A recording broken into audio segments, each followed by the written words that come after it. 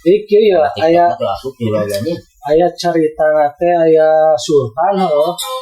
Ulah bari ngagandengan atuh. Oh, keur dongeng. Dongeng senawa. Jadi aya sultan, itu kan aya ngaran sultan masuk digotong nih heuh, digotong dina kursi. Nya tuh keopatan. Karena si sultan itu boga kelebihan. Nya eta kelebihan teh dina bobogaanana. Jadi bogana teh panjang, gede nya panjang gitu ngagelo-godor. Berenang mau diperkirakan mah 10 meter bobogaana teh. Kumaha cicingna eta 10 meter. Digarotong.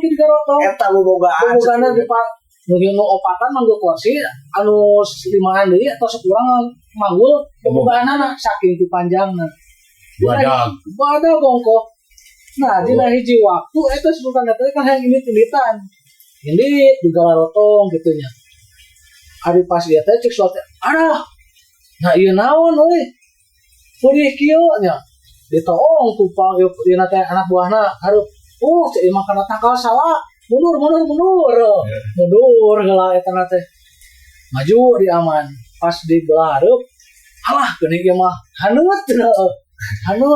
Naon ieu? Teang ku anak buahna teh ka hareup. Alah geuning kena bujur moding geus kagokan tuluy anjir. Maju mundur ya kitu lah. Juga belum.